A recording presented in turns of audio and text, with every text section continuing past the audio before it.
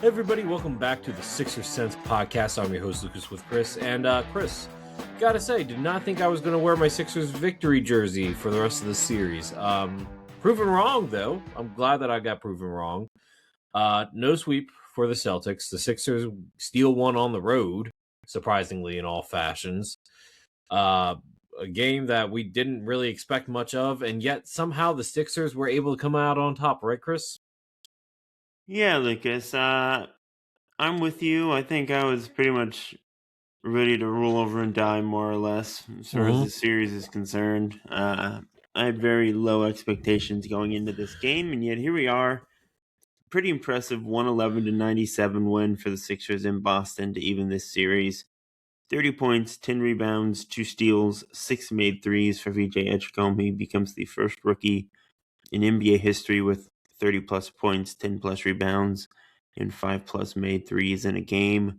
29 points, 9 assists, 2 steals, only 1 turnover for Tyrese Maxey. 19 points, 7 of 13 from the field for Paul George, who looked a lot better. 10 points, 8 boards off the bench for Andre Drummond, and 12 points, 5 rebounds for Kelly Oubre. Yeah, look, Philly won this game pretty much across the board here. Boston obviously had the rebounding edge, but Sixers didn't turn it over as much, and they hit more threes. They were 19 of 39 from deep in this game after hitting just 4 in their last game. Boston went 13 of 50 from three-point range. 36 for Jaylen Brown. He was quite good. Jason Tatum had a double-double. Those guys, played their part, but Boston couldn't find much help whatsoever for their 2 stars. So, what were your immediate takeaways from this game? Look, I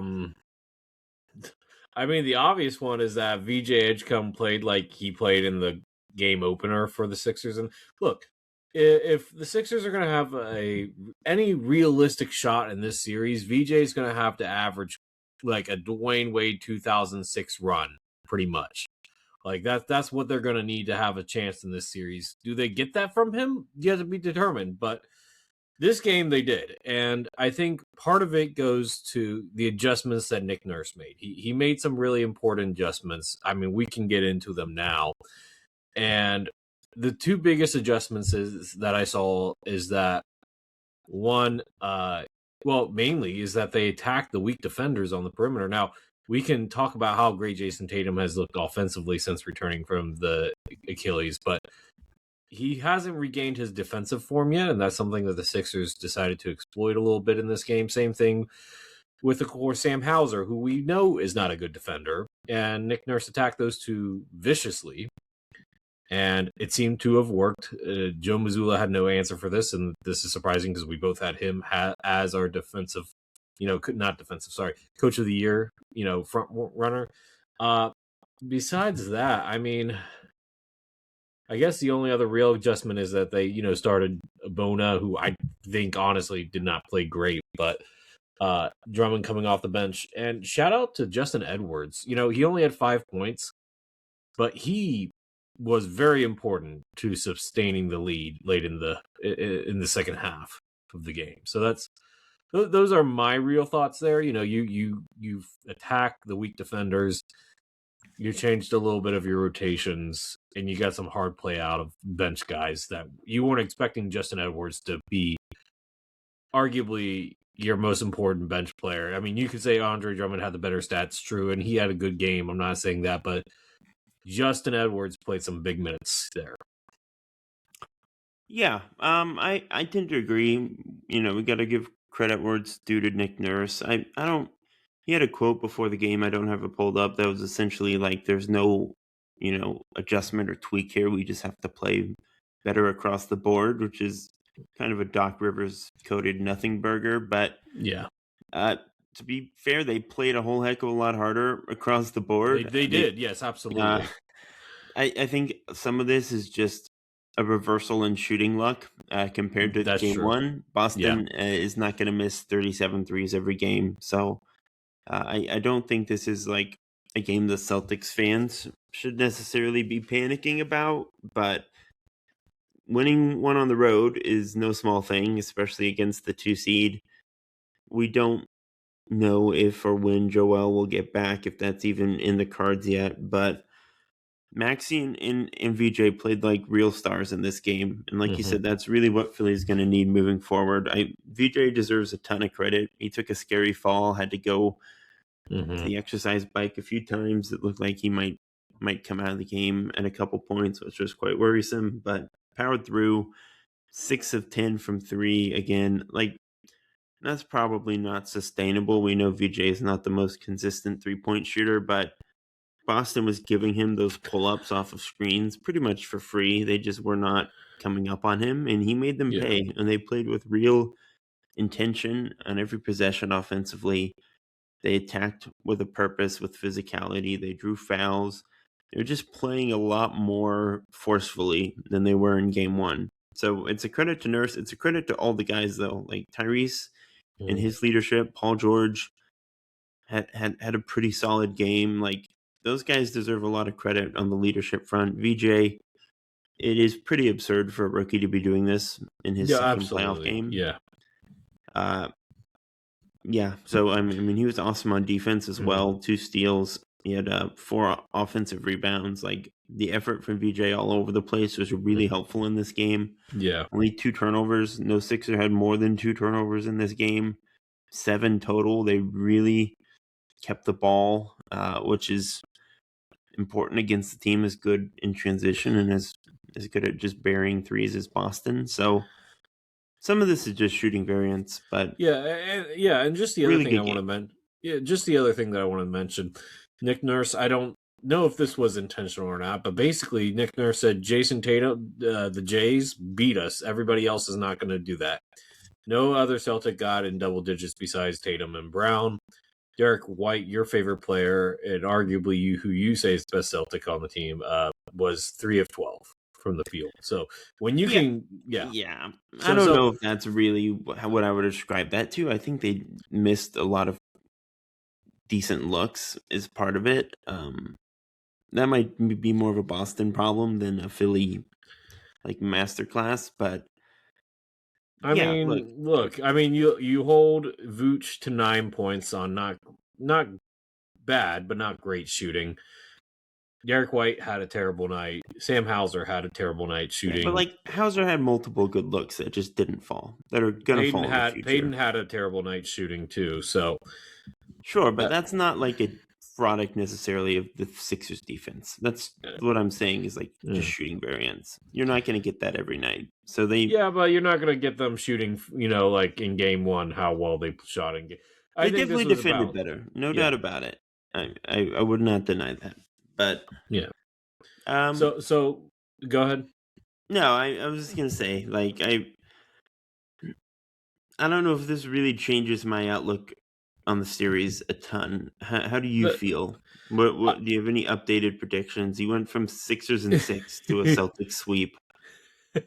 I'm everywhere. I should just go ahead and say, like, hey, the Sixers are gonna win out the rest of the game. No, I'm not gonna do that. I'm gonna say this series goes 6, and I'm not gonna say who's winning it right now, but I think it goes 6. I think Philly gets, another win on the at home. I don't know if we split the home series and they get home court back. We'll see. I will say that let me ask you, what will it take for the Sixers to win game 3? What do they need to do in order to win game 3? I mean, really, like, this is maybe a cop-out, but like more of the same. They just need to play with this level of intention on both sides. I do think the defense was really impressive. Like, PG and Kelly Oubre were being very physical. Oubre had some really great possessions on Jaylen Brown that just was not happening in game 1. So they need Kelly to come with this level of fire again on both sides of the ball. I mean, they aren't going to get 6 threes from VJ every night, but if he can play with this level of confidence, if they have him, PG, and Maxey, really VJ and Maxey consistently kind of tilting the defense and getting advantages, that's going to help the Sixers create more looks, not turn the ball over compared to whatever that kind of stagnant mess was in game one.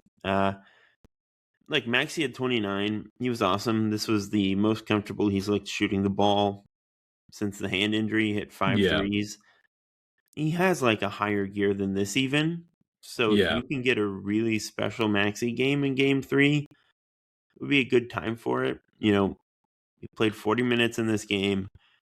We know that Tyrese is used to playing a lot of minutes, but we also have seen it wear on him at certain times in the past. So just being able to keep this level of intensity over extended period is going to be really important. Yeah. No, I tend to agree. I think a Maxey, really great game would be awesome here. I will say, I think in order for us to have, a chance in game three and moving forward, VJ cannot be I'm just the fourth, fourth option here. I'm going to get my shots where I can get it. No, we need an aggressive VJ moving forward. Like, that's what the Sixers need to have a chance here. VJ needs to be option number 2 or even option 1B, or 1A, depending on the night, right? Like, VJ, it's okay if VJ's the better scorer, gets more shots, or actually, well, he didn't take more shots, but like, he needs to be the most, if not the second most aggressive person on the floor for the Sixers if we're going to have a chance.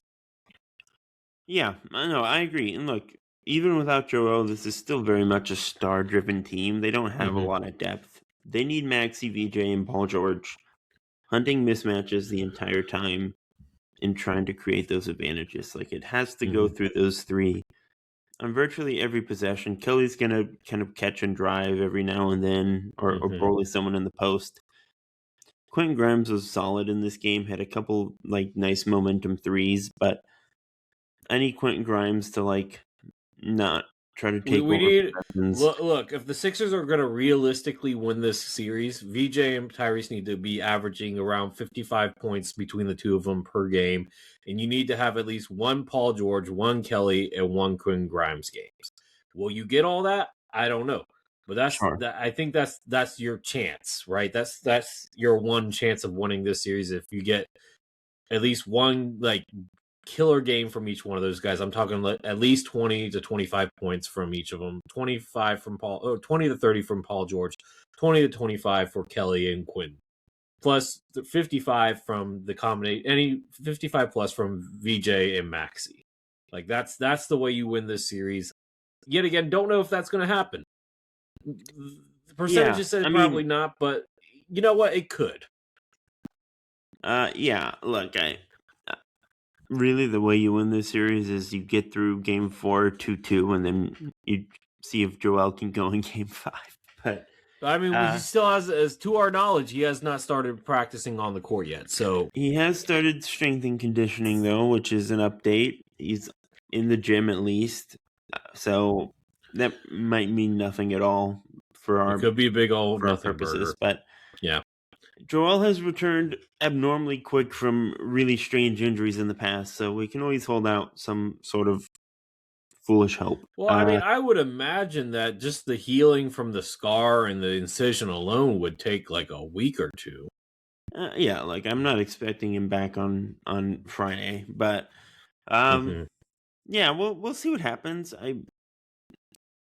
It's not going to be a sweep, which is nice. I originally predicted Celtics in 5, and you're being too much of a coward to give your updated prediction. I said the series is going 6 games. I didn't say you have to pick who's going to win. Lucas. I need to see game 3. Come on. Do you really want me to give you a hot take? Fine. I'm going to say that Celtics in 6. Okay? Okay. That's not a hot happy? Take. That's like a lukewarm take at best. I'm not 100% sure if I should move off of my Celtics in 5 take yet, is where I'm at.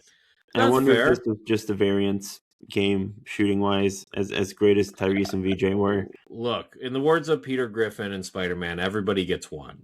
So maybe this is just the Sixers I've had the cynicism burned into my core being at this point. I'm kind of shocked that they won this game. Like I said, I had low expectations. I just go into every game expecting the worst. That's how I protect myself. But this was a great win, seriously, and it's very exciting. They get a couple days off. They're going home with home court, in theory. Like, this is where you wanted to be if you're the Sixers. So they deserve a ton of credit. Boston will definitely punch back. We've seen the Celtics have these sort of just cold shooting nights. They shoot so many threes. It's such a big part of what they do. They're going to have an off night like this every now and then. We've Yeah, seen of course. games where they just kind of look a little bit sloppier than usual. This is not something out of the ordinary for them. If this were the Knicks or the Cavs or the Thunder or the Spurs, I would say, oh, there's a real window opening here. I'm not sure the Sixers are quite positioned to really take advantage of this, but Yeah. I'm excited. Yeah. I'm happy this happened. I'm happy we have more Sixers basketball to talk about. And yeah, any thoughts, Lucas, around the NBA or on these other games before we log off here? Yeah, well, I mean, the Spurs are playing right now. Who is it? Yeah. Well, let's not sorry. let's not let's talk about the Wemby thing. Yeah. The outcome of the game is going to be dated because I can't get this up instantly. But he is out with a concussion. He's going to go into concussion protocol, it seems. And that's a minimum 2-day absence. They have 2 days between games 2 and 3. I think the average is like 7 to 10 days for a concussion in the NBA. So that would be either game 5 or game 7 if he doesn't make a really quick turnaround. Yeah.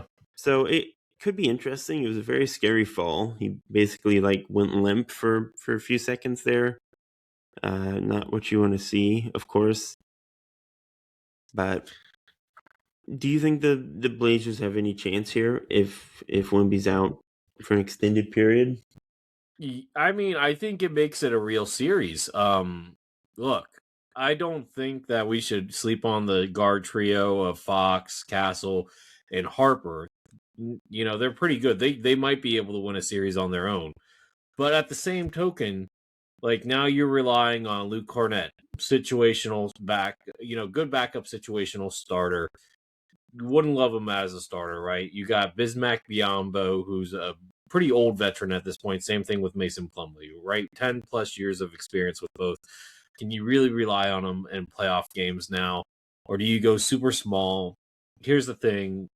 Blazers have Kline. They have Denny, who Denny played great in game 1, by the way. Just shout out to Denny. Scoot Henderson has been playing pretty good in game 2 so far, and he didn't play bad in game 1. You still have Drew Holiday, who we know what he can do in the playoffs.